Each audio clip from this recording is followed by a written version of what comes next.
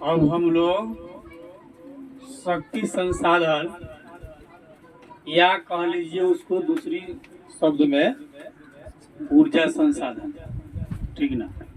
शक्ति संसाधन या ऊर्जा संसाधन, ठीक है। तो हम लोग की चर्चा अब ऊर्जा संसाधन पर होगी। ऊर्जा विकास की कुंजी है। चाहे किसी भी क्षेत्र में ऊर्जा विकास की कुंजी होती है। ऊर्जा के बगैर विकास संभव नहीं है। कोई आदमी किसी काम को तब ये कर सकता है जब उसके अंदर ऊर्जा होगी, शक्ति होगी, ताकत होगी। नहीं, कोई आदमी किसी काम को तभी कर सकता है जब उसके अंदर ऊर्जा होगी, यानी शक्ति होगी या ताकत होगी। तो ऊर्जा विकास की कुंजी है। पहली बात क्या है? ऊर्जा क्या है? ऊर्जा विकास की कुंजी है।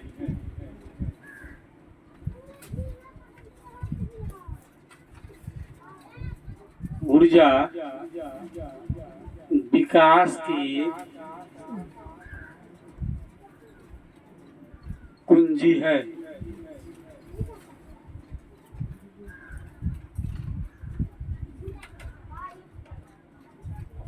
क्या है? ऊर्जा विकास की कुंजी है, या आप कह सकते हैं कि शक्ति विकास की, ठीक ना।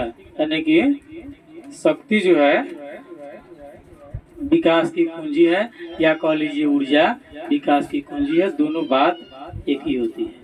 बिना ताकत के कुछ नहीं हो सकता है।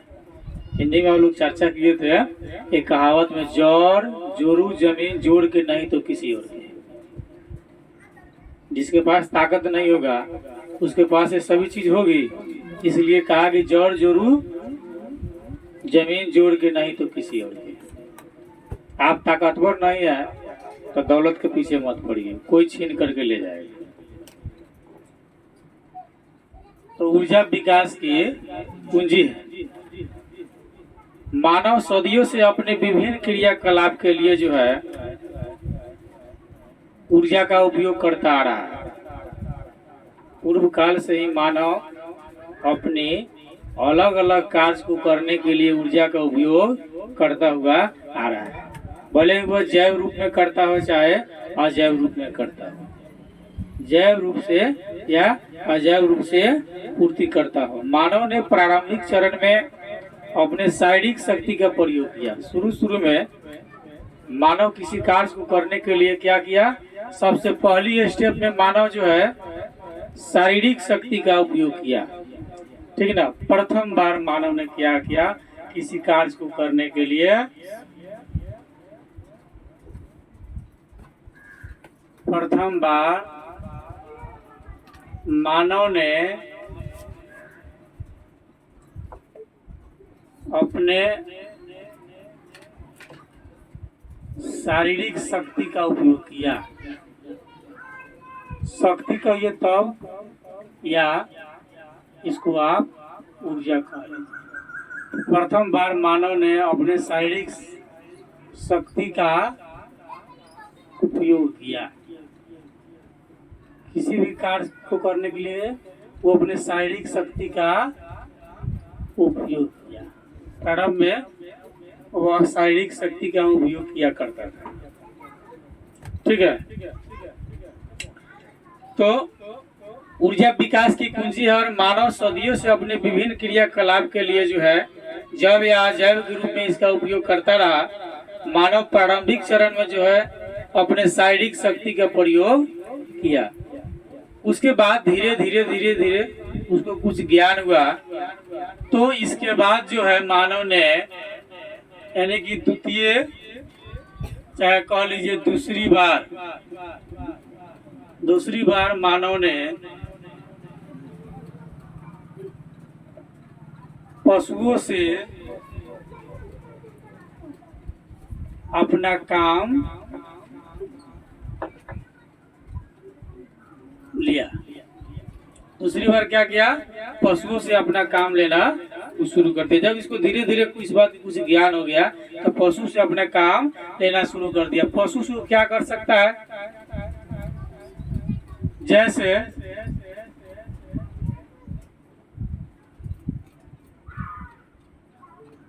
परिवहन। परिवहन मतलब एक स्थान से दूसरे स्थान तक जाने के लिए, जैसे घोड़ा गाड़ी, मतलब वैसी गाड़ी जिसको घोड़ा खींचता है वो घोड़ा गाड़ी हो गया। बैल गाड़ी वैसी गाड़ी जिसको बैल खींचता है बैल गाड़ी हो गया। नहीं तो मानव जो है दूसरी बार जब कुछ अक्लमंद हो गया, समझदार जब हो गया, तो वह पशुओं का सहारा लेना शुरू कर दिया। जैसे पशुओं से परिवहन का कार्य लेना, एक मतलब बोझा जो है, यानी कि बोझा इत्यादि ढोने में, एक वस्तु को एक स्थान से दूसरे स्थान तक ले जाने में ना सहायता लेने लगा। किससे? पशुओं से। ठीक है, इस तरह से कुछ और दिन समय उसका बीता, समय निकला, एक कुछ दो कुछ जो है समय उसका बीता होगा। उसके बाद मानव की संख्या बढ़ी, और जब संख्या बढ़ी तो आवश्यकता भी बढ़ेगी।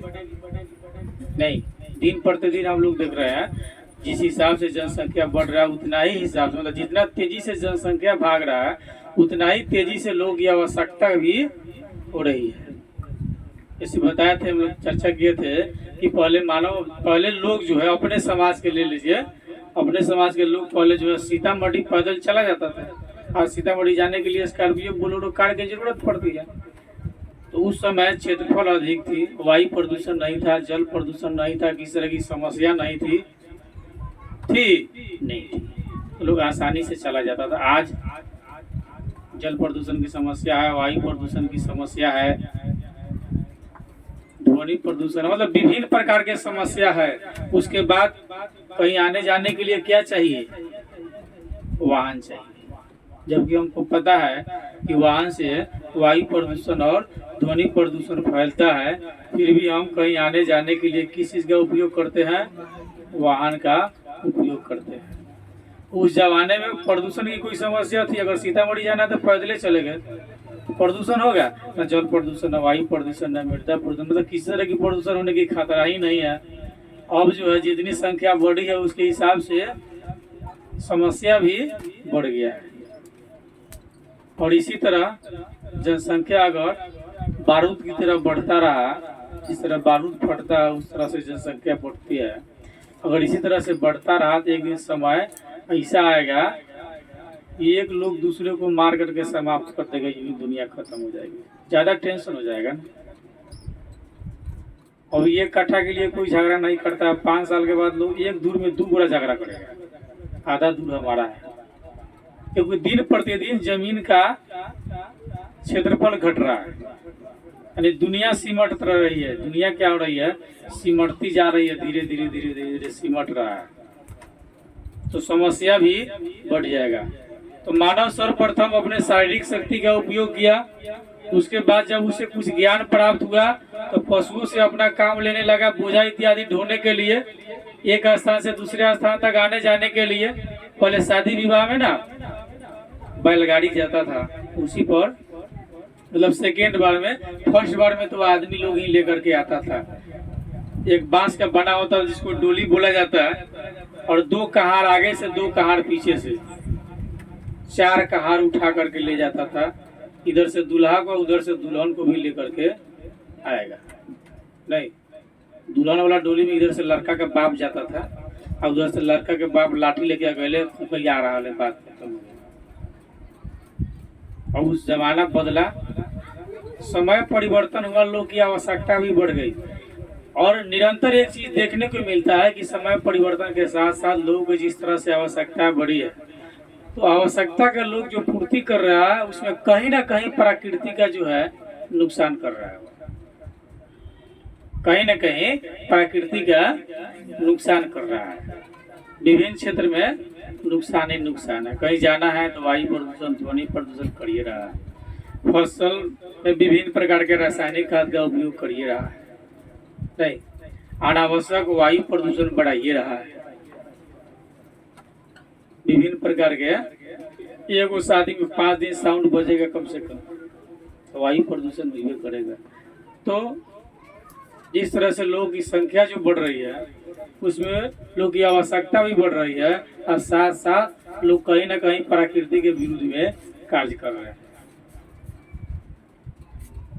तो सबसे प्रथम बार लोगों ने अपने शारीरिक शक्ति का उपयोग किया, दूसरी बार पशुओं से अपना काम लेना शुरू किया। यानी कि पहली बार अपनी शक्ति का प्रयोग किया, दूसरी बार दूसरे का शक्ति का प्रयोग किया। उसके बाद धीरे धीरे लोगों को अकल बढ़ा, यानी कि जब संख्या बढ़ी तो जरूरत भी बढ़ जाएगी। जब लोगों की संख्या बढ़ेगी तो जरूरत भी बढ़ जाएगी। इसी के साथ मशीन को चलाने के लिए पवन चक्की का उपयोग होने लगा। इसके बाद तीसरा जो लोग का खोज था, मशीन चलाने के लिए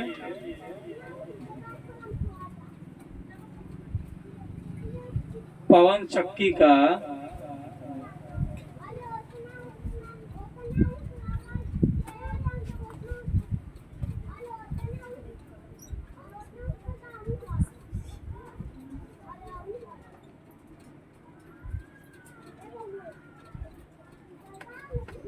तीसरा जो खोज हुआ लोका के मशीन चलाने के लिए पवन चक्की का उपयोग किया गया। देखिए धीरे धीरे लोगों की आवश्यकता बढ़ रही है, काम करने का तरीका भी बढ़ रहा है। तो पहली बार अपनी शक्ति का, अपनी ऊर्जा का उपयोग किया, दूसरी बार दूसरे के ऊर्जा का यानी कि जानवर के ऊर्जा का उपयोग किया, और दूसरी बार प्राकृतिक ऊर्जा का उपयोग कर रहा है। तीसरी बार प्राकृतिक ऊर्जा यानी कि पवन चक्की का उपयोग करने लगा विभिन्न प्रकार के मशीन चलाने के लिए। पवन चक्की क्या होता है, जैसे मान ली कि हवा इधर से चल रही है, पश्चिम से पूरब की तरफ हवा चल रही है, तो यहाँ पर एक पंखा लगा देगा। हवा जब उस पर पड़ेगा तो वह नाचेगा, नाचने के क्रम में जो नाचेगा ना उस पर टरबाइन लगा दी जाएगी, तो नाचने के क्रम में क्या होगा, करंट देगा, और उस करंट से विभिन्न प्रकार के मशीन इत्यादि चलाई जाएगी। ठीक ना। तो इस तरह से वो लोग जो है पवन चक्की का उपयोग करने लगा। शक्ति साधन का वास्तविक विकास जो है 18वीं शताब्दी में हुआ। शक्ति साधन का वास्तविक विकास कब हुआ, तो 18वीं शताब्दी में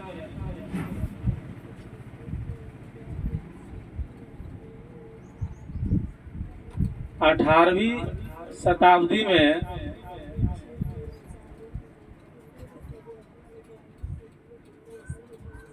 इंग्लैंड में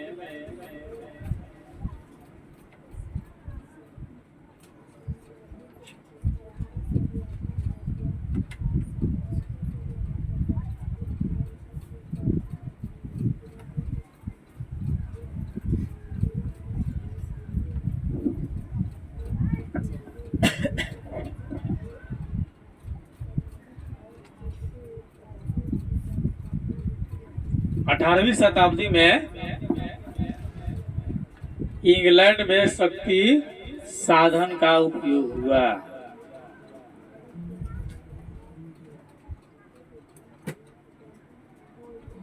ठीक है, यानी कि शक्ति साधन का उपयोग सर्वप्रथम कहाँ हुआ, तो इंग्लैंड में। कब हुआ, 18वीं शताब्दी में हुआ। और उसी समय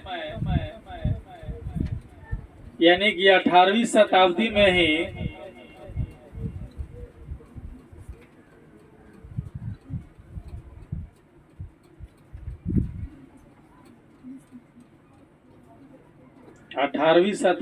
ही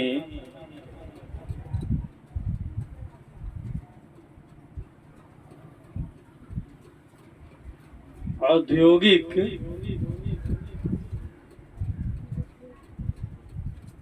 क्षेत्र का विकास हुआ।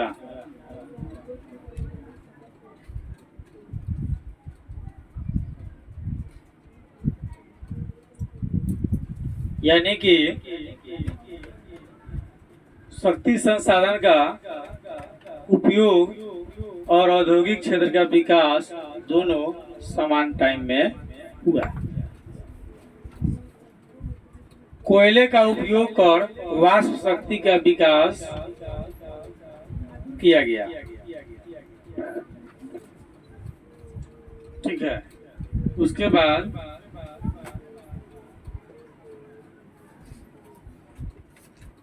कोयले का उपयोग कर वाष्प शक्ति, वाष्प माने भाप, वाष्प शक्ति का विकास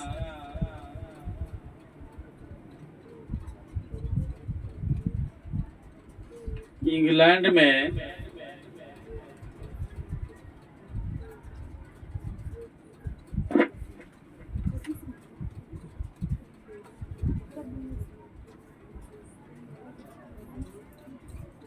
ठीक है, कोयले का उपयोग कर वाष्प शक्ति का विकास कहाँ हुआ? इंग्लैंड में। कहाँ हुआ? इंग्लैंड में। कब? 18वीं शताब्दी में। सब घटना कब की है? 18वीं शताब्दी की। यानी कि कोयला से सर्वप्रथम वाष्प बनाने की प्रक्रिया जो है, और वाष्प से इंजन चलेगी, तो कोयला से वाष्प बनाने की प्रक्रिया सर्वप्रथम कहाँ हुआ? इंग्लैंड में। ठीक है, और धीरे धीरे इसका फैलाव यूरोप के अन्य क्षेत्र में भी हो गया। सबसे पहले इंग्लैंड में हुआ और धीरे धीरे इसका फैलाव यूरोप के अन्य क्षेत्र में हो गया। समय परिवर्तन के साथ ऊर्जा के नए स्रोत विकसित हुए। समय बदला तो ऊर्जा के नए स्रोत भी विकसित हुए और पेट्रोलियम ने कोयले का स्थान ले लिया। जब समय बदला और समय परिवर्तन के साथ नए औजार, नए हथियार, सब चीज नए बनते हैं, तो समय परिवर्तन के साथ जो है कोयले ने पेट्रोलियम का स्थान लिया। पेट्रोलियम ने कोयले का स्थान ले लिया। यानी समय परिवर्तन के साथ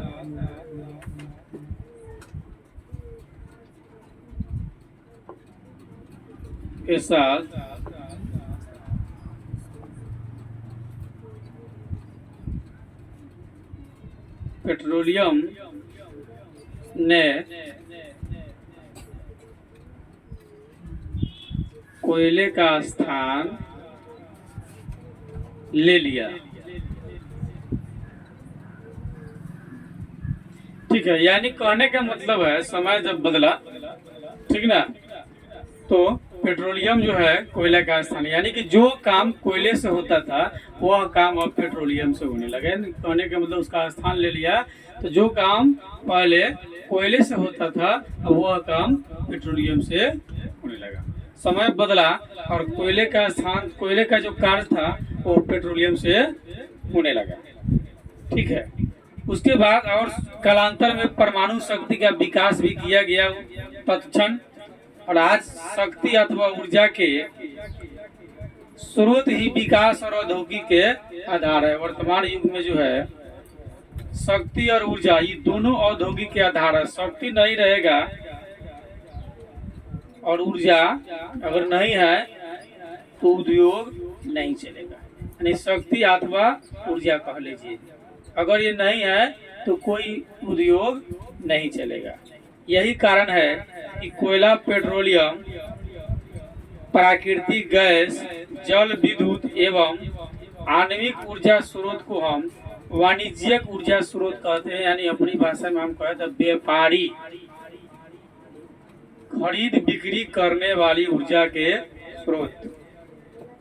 क्या है? खरीद बिक्री करने जी, मतलब वाणिज्यिक ऊर्जा स्रोत, यानी कि बिजनेस एनर्जी सोर्स। बिजनेस का मतलब व्यापारी खरीद बिक्री करने की जो प्रक्रिया होती है। इसलिए जो है कोयला, पेट्रोलियम, प्राकृतिक गैस, जल विद्युत, आणविक ऊर्जा क्या है? वाणिज्यिक ऊर्जा स्रोत। पूछेगा वाणिज्यिक ऊर्जा स्रोत कौन कौन है? बोल दीजिएगा हाली हाली। कोयला, पेट्रोलियम, प्राकृतिक गैस, जल विद्युत, आणविक ऊर्जा, ये सभी वाणिज्यिक ऊर्जा स्रोत है। अब है शक्ति संसाधन के प्रकार। शक्ति या ऊर्जा संसाधन कह लीजिए, चाहे शक्ति संसाधन कह लीजिए, दोनों बात एक ही है।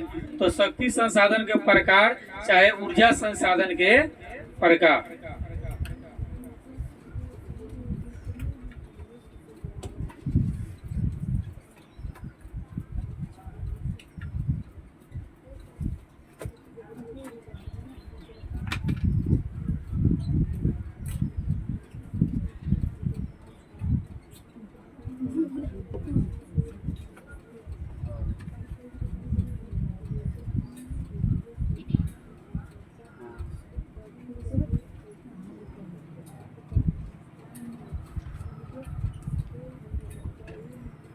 शक्ति संसाधन का प्रकार।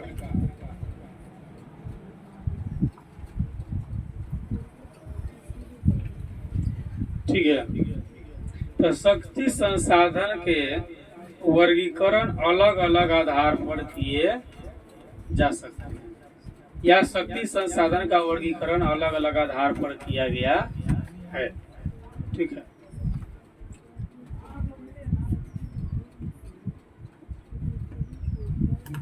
शक्ति संसाधन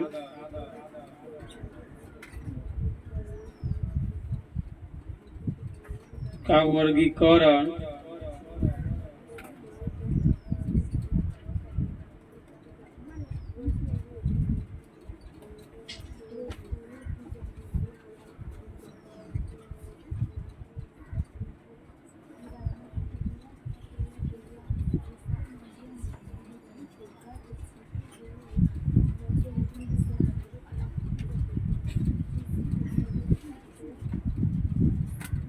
ठीक है, शक्ति संसाधन का वर्गीकरण अलग अलग प्रकार से किया गया है, एक प्रकार से नहीं है, विभिन्न प्रकार से इसका वर्गीकरण किया गया है। ठीक है, पहला है उपयोग स्तर के आधार पर। पहला है उपयोग स्तर के आधार पर। नंबर एक जो बंटवारा किया गया है,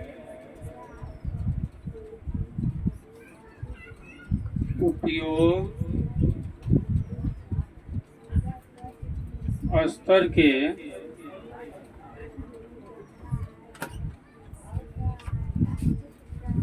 आधार पर।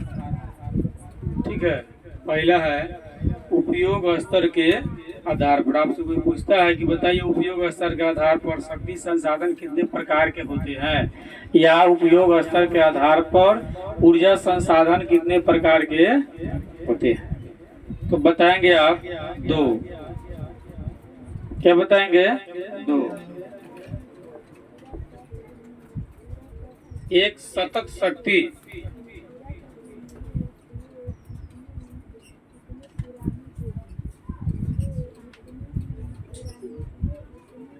सतत शक्ति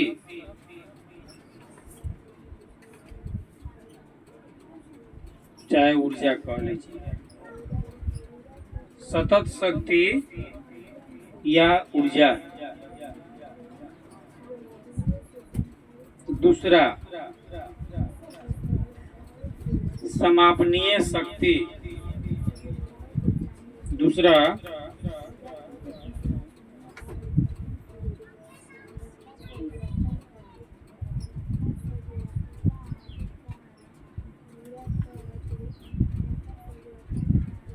समापनीय शक्ति या ऊर्जा कह लीजिए। पहला है सतत शक्ति या ऊर्जा, दूसरा समापनीय शक्ति।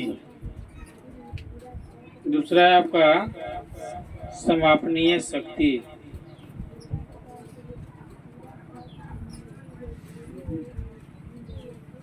ठीक है, पहला है सतत शक्ति, यानी उपयोग स्तर के आधार पर शक्ति या ऊर्जा दो प्रकार के होते हैं, एक सतत शक्ति, दूसरा समापनीय शक्ति। ठीक ना। सौर किरण यानी सूरज की रोशनी, भूमिगत ऊष्मा जमीन के अंदर का टेम्परेचर, पवन, बहने वाली पानी आदि सतत शक्ति स्रोत है। सतत शक्ति स्रोत क्या है? सौर किरण, भूमिगत ऊष्मा, ठीक है, हवा और बहने वाली क्या, यानी कि नदी में जो पानी जो प्रवाहित जो होता है वो, यानी कि सतत शक्ति कहने का मतलब है कि वे सारी चीज जो उपयोग हम कर रहे हैं लेकिन समाप्त होने की संभावना बहुत कम के बराबर है। जैसे सूरज की किरण रोज आएगा, हम उपयोग करेंगे तो रोज होगा कि नहीं आएगा, कि नहीं आएगा? हम नहीं करेंगे तो ये धूप आएगा कि नहीं आएगा? आएगा। भूमिगत ऊष्मा, जमीन के अंदर का टेम्परेचर, हम उसका भी उपयोग कर सकते हैं लेकिन नहीं करते हैं। टेम्परेचर बनी है कि नहीं जमीन के अंदर, वो भी है। हवा निरंतर रहेगा कि नहीं रहेगा? जब तक हवा रहेगा तब तक इस पृथ्वी पर जीव रहेगा। जिस दिन हवा खत्म हो जाएगा जीव ऑटोमेटिक खत्म हो जाएगा। कहने का मतलब हवा भी कभी समाप्त होने वाला चीज नहीं है। उसके बाद में बहता हुआ पानी, ये भी कभी समाप्त नहीं हो, क्योंकि जिस दिन ये सभी समाप्त हो जाएगा उस दिन जीव ऑटोमेटिक खुद समाप्त हो जाएगा। तो उपयोग के स्तर के आधार पर संसाधन दो प्रकार के होते हैं, सतत और दूसरा समापनीय। तो अभी हम लोग सतत देख रहे थे, दूसरा समापनीय संसाधन क्या होता है? तो जिसको हम एक बार उपयोग कर ले और फिर प्राप्त न होगा वो समापनीय संसाधन है। वैसा संसाधन जो एक ही बार में उपयोग करने पर समाप्त हो जाए उसको हम क्या कहते हैं? समापनीय संसाधन कहते हैं। जैसे कोयला जला देंगे तो फिर प्राप्त होगा? नहीं होगा। पेट्रोलियम, गाड़ी का टंकी भरवा लीजिए, 5 दिन में जाइए सीतामढ़ी, मुजफ्फरपुर, पटना घूम करके चले आइए, तेल पूरा खत्म हो जाएगा, फिर तेल उसमें वापस आएगा? नहीं आएगा। तो ये क्या हो गया? समापनीय संसाधन। मतलब जो समाप्त हो जाता है वो क्या हो गया? समापनीय संसाधन। यानी कि जिसका एक ही बार उपयोग किया जा सकता है उसे समापनीय संसाधन कहते हैं। जिसका रोज रोज रोज उपयोग किया जा सकता है उसे सतत संसाधन कहते हैं। और जिसका एक ही बार उपयोग किया जाता है उसको क्या कहते हैं? समापनीय संसाधन। जैसे कट्टा के गोली एक ही बार में साफ कर देगा, जिसको लग जाएगा, दोबारा चलाने की जरूरत नहीं है, मरेगा ना, जिसको लग जाएगा वही खत्म हो जाएगा, दोबारा की जरूरत नहीं है। तो क्या हो गया? ये समापनीय। एक टाइम में समाप्त ना कर देता है, कहता है ना बांस रही ना बांसुरी बजी दे देना। तो उपयोग के स्तर के आधार पर, यानी कि उपयोगिता के आधार पर जो है संसाधन दो प्रकार के होते हैं। एक सतत शक्ति चाहे ऊर्जा, दूसरा समापनीय शक्ति या ऊर्जा चाहे संसाधन कह लीजिए। जो जी में आता कोई दिक्कत नहीं है। एग्जामिनर क्वेश्चन को हमेशा इसमें जो है ना ऊर्जा के जगह पर शक्ति लिख देगा, इसके जगह पर संसाधन लिख देगा। संसाधन में लिखेगा तो कोई दिक्कत नहीं है, ऊर्जा लिखता है फिर भी कोई दिक्कत नहीं है, शक्ति लिखता है फिर भी कोई दिक्कत नहीं है। हमको केवल एक ही चीज याद रखना है इसमें ना, सतत और समापनीय। आगे कुछ रहेगा कोई बात नहीं है, आगे कुछ लगा रहा है, संसाधन लगा रहे, साधन लगा रहे, ठीक ना, जो भी लगा रहा है हमको कोई कुछ नहीं देखना, केवल देखना सतत। सतत का मतलब होता है लगातार, रोज रोज। सतत का मतलब रोज रोज। और समापनीय का मतलब बस एक ही दिन खाए या गंगा नहाए ले ना।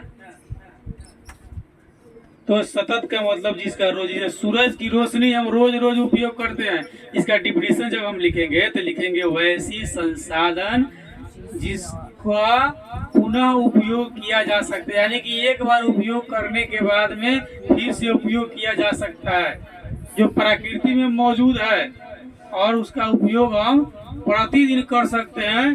तो सतत शक्ति या ऊर्जा हो गया, और समापनीय संसाधन चाहे शक्ति वह संसाधन चाहे शक्ति जो एक ही बार के उपयोग में खत्म हो जाए, एकदम एक बार खैले गंगा नहाई।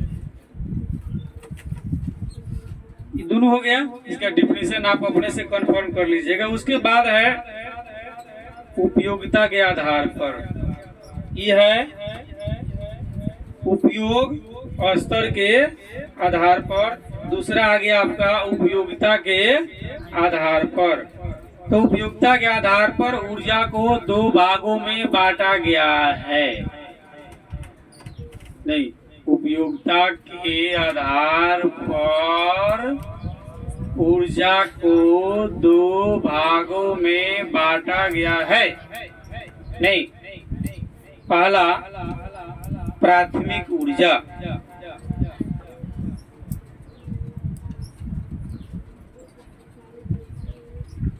लिख लीजिएगा, उपयोगिता के आधार पर, ठीक है, उपयोगिता के आधार पर ऊर्जा को दो भाग में बांटा गया है। सब ऑब्जेक्टिव में आता है। ऊर्जा को दो भागों में बांटा गया है।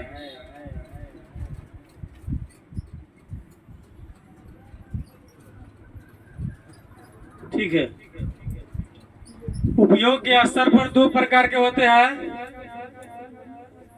उपयोगिता के आधार पर दो प्रकार के होते हैं। पहला प्राथमिक ऊर्जा,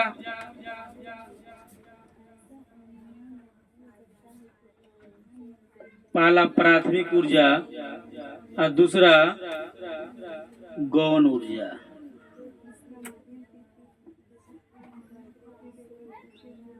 पहला प्राथमिक ऊर्जा और दूसरा गौण ऊर्जा। उपयोगिता के आधार पर संसाधन, ऊर्जा, शक्ति दो प्रकार के होते हैं। क्या समझा? पहले भी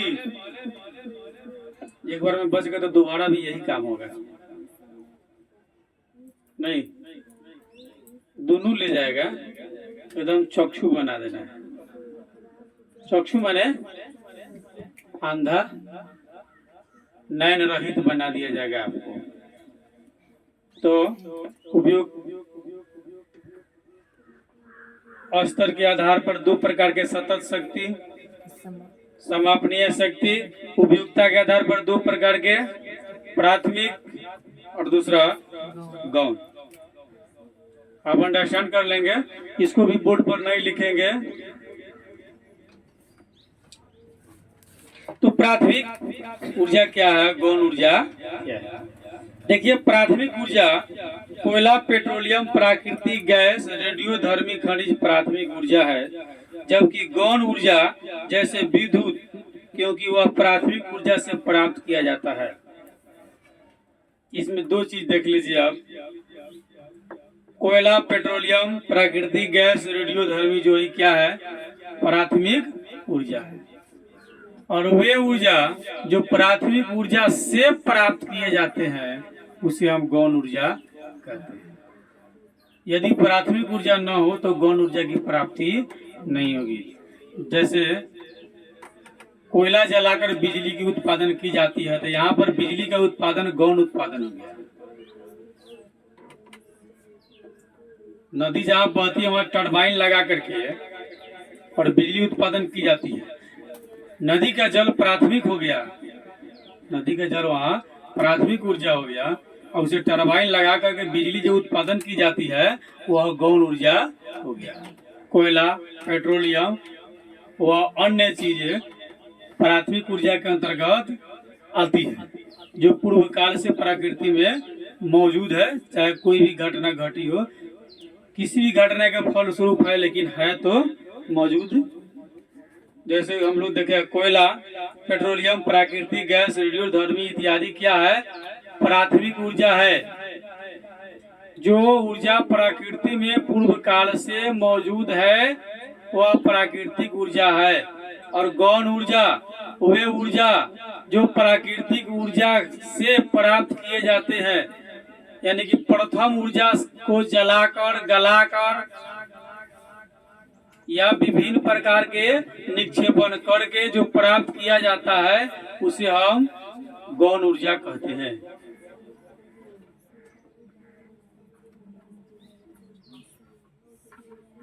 ठीक ना, ना ज्यादा याद रख लीजिएगा। प्राथमिक ऊर्जा से जो प्राप्त किया जाता है उसे हम गौण ऊर्जा कहते हैं। प्राथमिक ऊर्जा से जो प्राप्त किया जाता है उसे हम क्या कहते हैं?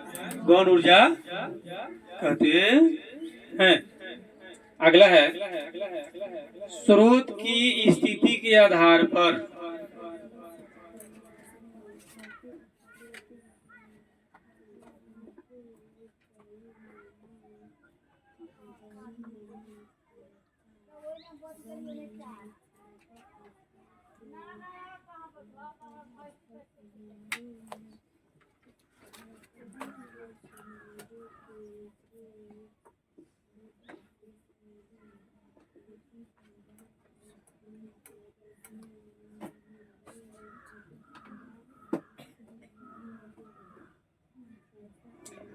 तीसरा नंबर इसका वर्गीकरण है, स्रोत की स्थिति के आधार पर शक्ति संसाधन दो प्रकार के होते हैं।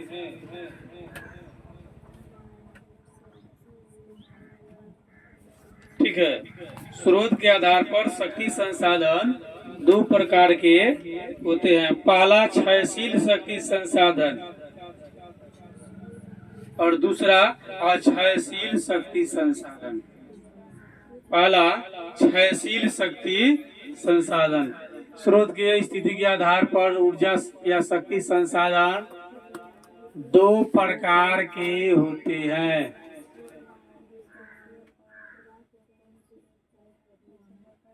ठीक है, एक में क्षयशील ऊर्जा कह लीजिए या मनद संसाधन कह लीजिए, और दूसरा अक्षयशील ऊर्जा कह लीजिए, शक्ति कह लीजिए, चाहे संसाधन कह लीजिए। तो स्रोत की स्थिति के आधार पर ऊर्जा दो प्रकार के होती है, एक क्षयशील ऊर्जा और दूसरा अक्षयशील ऊर्जा।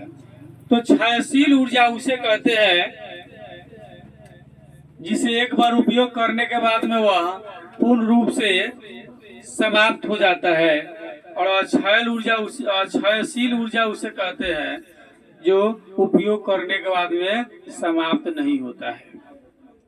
ठीक है, जैसे पेट्रोलियम क्षयशील ऊर्जा है, कोयला क्षयशील ऊर्जा है, प्राकृतिक गैस क्षयशील ऊर्जा है, आणविक खनिज क्षयशील ऊर्जा है, क्योंकि इसका जब एक बार उपयोग कर लिया जाएगा तो यह अब नहीं बचेगा, समाप्त हो जाएगा।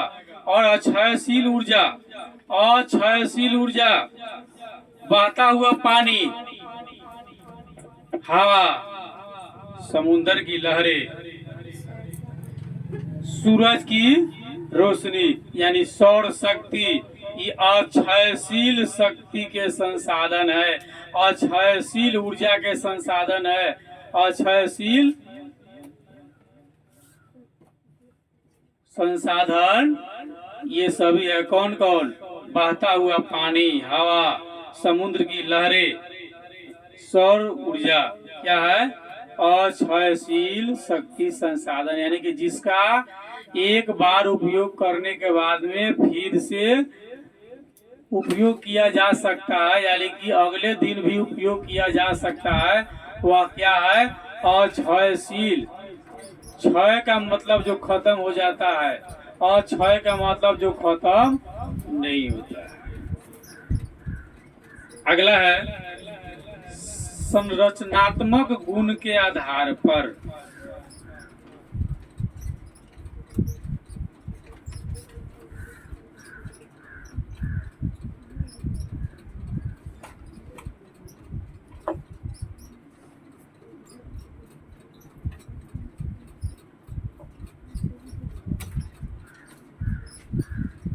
संरचनात्मक गुण के आधार पर ऊर्जा फिर दो प्रकार के होते हैं।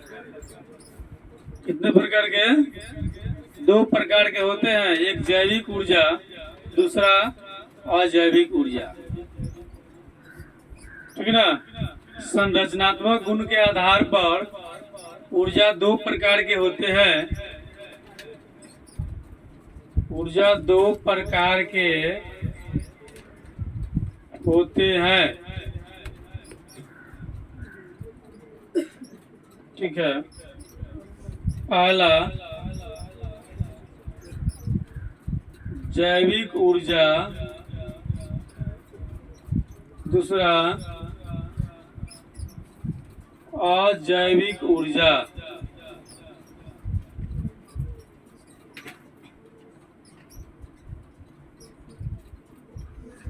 ठीक है। यानी संरचनात्मक गुण के आधार पर, यानी कि गुण चाहे गुणों के आधार पर ऊर्जा दो प्रकार की होती है, चाहे शक्ति दो प्रकार की होती है, संसाधन दो प्रकार की होती है। पहला जैविक ऊर्जा और दूसरा अजैविक ऊर्जा। यानी वे सारी ऊर्जा जो जीव जंतुओं से प्राप्त किया जाता है जैविक ऊर्जा कहलाता है, और वे सारी ऊर्जा, शक्ति, ताकत जो निर्जीव वस्तु से प्राप्त किया जाता है अजैविक ऊर्जा कहते हैं। ठीक ना। वे सारी ऊर्जा, शक्ति या ताकत जो जीव जंतुओं से प्राप्त किया जाता है, प्राणी से प्राप्त किया जाता है, उसे हम जैविक ऊर्जा कहते हैं। और वे सारी शक्ति या ऊर्जा जो निर्जीव वस्तु से प्राप्त की जाती है उसको हम अजैविक ऊर्जा कहते हैं। भले ही वह चीज प्रकृति में मौजूद हो, लेकिन होगा वह अजैविक। जैसे सूरज की रोशनी क्या है? अजैविक संसाधन है, लेकिन रोज आता है। तो संरचनात्मक गुण के आधार पर ऊर्जा दो प्रकार की होती है। एक जैविक ऊर्जा, दूसरा अजैविक ऊर्जा। आदमी और विभिन्न प्रकार के प्राणी जैविक संसाधन है। जल, हवा, सूरज की रोशनी, ईंधन आदि जो है क्या है? अजैविक संसाधन है। सूरज की रोशनी कौन संसाधन है? अजैविक संसाधन है। पवन ऊर्जा कौन संसाधन है? अजैविक संसाधन है। भौमगत ऊर्जा कौन संसाधन है? अजैविक संसाधन। यानी बिना प्राण वाला वस्तु से जो हम संसाधन प्राप्त करते हैं वह अजैविक कहलाता है। जैविक कहने का मतलब जो प्राण वाला हो, जिसके अंदर प्राण है, जो हम लोग प्राण समझते हैं आत्मा, वो जैविक हो गया। और जिसके अंदर प्राण नहीं हो हो गया अजैविक। जीव मतलब प्राणी। समय के आधार पर ऊर्जा दो प्रकार के होते हैं। ठीक है। अगला है समय के आधार पर ऊर्जा दो प्रकार के होते हैं। एक पारंपरिक और दूसरा गैर पारंपरिक।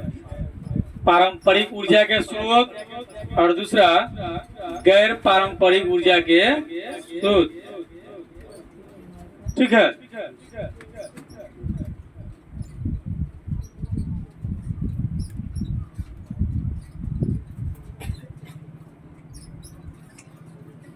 पांच नंबर हो गया आपको डिवाइडेशन रूल्स में। समय के आधार पर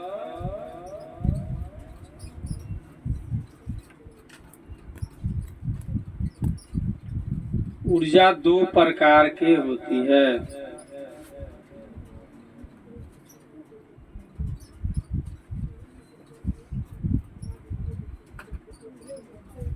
ठीक है ना। समय के आधार पर ऊर्जा दो प्रकार की होती है।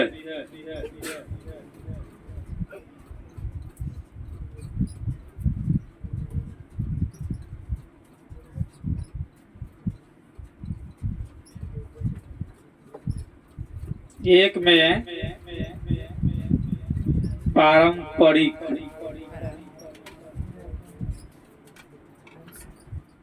ऊर्जा और दूसरा गैर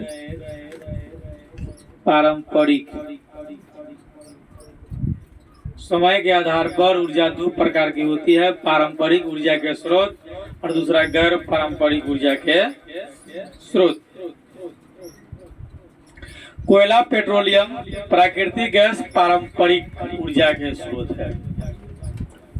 सूर्य, पवन, ज्वार, परमाणु ऊर्जा तथा गर्म झरने ये गैर पारंपरिक शक्ति संसाधन है, यानी कि स्रोत है।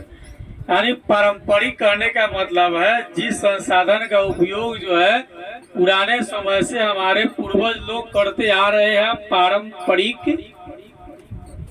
ऊर्जा के स्रोत है, जिसे हम अपने समय में नए युग में जिस ऊर्जा का उपयोग कर रहे हैं, जिस शक्ति का उपयोग कर रहे हैं, वह गैर पारंपरिक ऊर्जा के स्रोत है। ठीक है।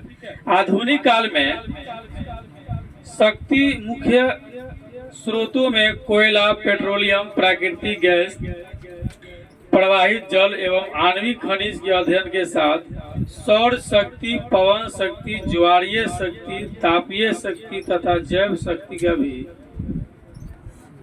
अध्ययन करना बहुत जरूरी हो गया है, क्योंकि आवश्यकता इतनी लोगों की बढ़ गई है जिसका कोई हद हिसाब नहीं, और आवश्यकता इसके बाद और ज्यादा बढ़ेगा ही बढ़ेगा।